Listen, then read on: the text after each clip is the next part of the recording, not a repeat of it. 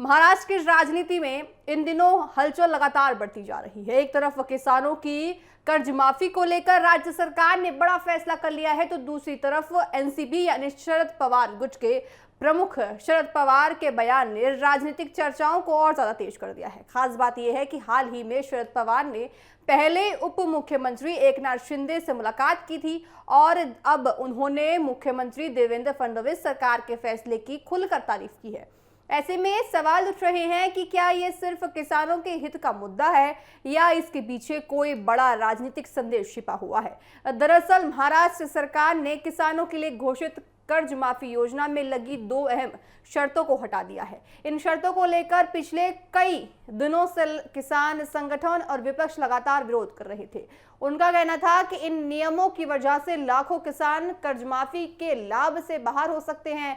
पहली शर्त ये थी कि साल 2019 की कर्ज माफी योजना का लाभ ले चुके किसानों को अधिकतम 50,000 रुपए तक की फायदा मिलेगा।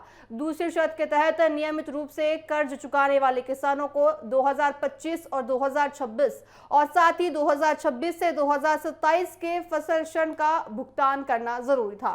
किसानों और विपक्ष का कहना है कि ये दोनों शर्तें किसानों के लिए मुश्किल बढ़ा रही हैं। लगातार बढ़ते तनाव और किसानों के विरोध के बाद सरकार ने इन दोनों शर्तों को वापस लेने का फैसला कर लिया है। इसके बाद शरद पवार ने सरकार के इस कदम का स्वागत किया है और कहा है कि ये फैसला किसानों के हित में लिया गया है। शरद पवार ने अपने सोशल मीडिया पोस्ट में भी कहा है कि पिछले कुछ वर्षों में प्राकृतिक आपदाओं और पूरी तरह से कृषि उपज के कम दामों की वजह से किसान पहले ही आर्थिक संकट से जूझ रहे हैं। ऐसे समय में सरकार द्वारा शर्तें हटाना सही फैसला है। उन्होंने इसके लिए राज्य सरकार का आभार भी व्यक्त किया है। सिर्फ सरकार की तारीफ ही नहीं बल्कि शरद पवार ने अपने विधायक और पोते रोहित पवार की भी सराहना की है। उन्होंने कहा कि रोहित पवार किसान संगठनों और विभिन्न राजनीतिक दलों ने इन शर्तों को हटाने के लिए लगातार संघर्ष किया है। इसी दबाव का परिणाम है कि सरकार को अपना फैसला बदलना पड़ेगा। अब इस पूरे घटनाक्रम को राजनीतिक नजरिए से भी देखा जा रहा है, क्योंकि हाल ही में शरद पवार की एकनाथ शिंदे से मुलाकात भी चर्चाओं का विषय बन गई थी। अब देवेंद्र फडणवीस सरकार के फैसले को तारीफ के बाद देखिए विपक्ष और राजनीतिक विशेषज्ञ कई तरह के सवाल उठा रही हैं। क्या ये केवल किसानों के मुद्दे पर समर्थन है या आने वाले समय की राजनीति का कोई संदेश है? देखिए आए दिनों जिस तरह की राजनीति अभी देश में चल रही है, कभी कोई सांसद हो, एमएलए हो, नेता हो दूसरी पार्टी में अचानक चला जाता है। तो ऐसे में महाराष्ट्र की राजनीति भी हाल फिलहाल में पूरी तरह से गर्माती हुई नजर आ रही है। अब ऐसे में दूसरी पार्टी को समर्थन करना कहीं ना कहीं ये शक के घेरे में आता है और सवाल भी लगातार खड़े करता है, क्योंकि राजनीति में किसी का भी पक्ष बिना वजह नहीं लिया जाता। तो शरद पवार ने अपने बयान में साफ तौर पर किसानों के हित को सबसे बड़ा मुद्दा बताया है। उनका कहना है कि जहां किसानों को फायदा होगा वह अच्छे फसलों का स्वागत किया जाना चाहिए, चाहे सरकार किसी भी दल की हो।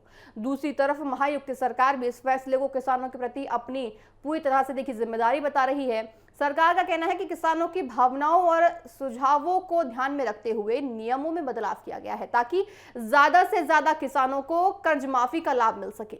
अब राजनीतिक माहौल में इस फैसले के कई मायने निकाले जा रहे हैं। कुछ लोग इसे सरकार की बड़ी जीत का एक रास्ता बता रहे हैं, तो कुछ का मानना है कि किसान संगठनों और विपक्ष के दबाव की वजह से सरकार को पीछे हटना पड़ा है। वहीं शरद पवार का सरकार की तरफ करना भी आने वाले दिनों में महाराष्ट्र की राजनीति में नई चर्चाओं का जन्म दे सकता है। फिलहाल देखिए सबसे बड़ी राहत किसानों को मिली है। जिन दो शर्तों को लेकर लंबे समय से विवाद चल रहा था, अब वो हट गई है और इससे बड़ी संख्या में किसानों को कर्ज माफी योजना का फायदा मिलने की उम्मीद भी बढ़ गई है। अब देखना ये होगा कि इस फैसले का असर सिर्फ किसानों तक सीमित रहता है या फिर महाराष्ट्र की बदलती राजनीतिक तस्वीर में भी इसकी बड़ी भूमिका देखने को मिल सकती है। देखिए आए दिनों जिस तरह से महाराष्ट्र की राजनीति में कुछ ना कुछ बदलता हुआ नजर आ रहा है, अब ऐसे में ये स्थिति भी दर्शाती है कि आने वाले दिनों में महाराष्ट्र में और कुछ भी घट सकता है। तो ऐसे में देखिए जिस तरह से शरद पवार की पार्टी है, सारी तमाम चीजें चल रही थी, और अगर शिवसेना की बात करें तो शिवसेना में जिस तरह से टूट की खबरें सामने आई हैं, तो ऐसे में महाराष्ट्र की राजनीति में इन दिनों कुछ भी साधारण सा नहीं है। हर दिन नए नए समीकरण सामने आ रहे हैं। तो देखने वाली बात होगी कि महाराष्ट्र में अब क्या कुछ नया रुख सामने आता है।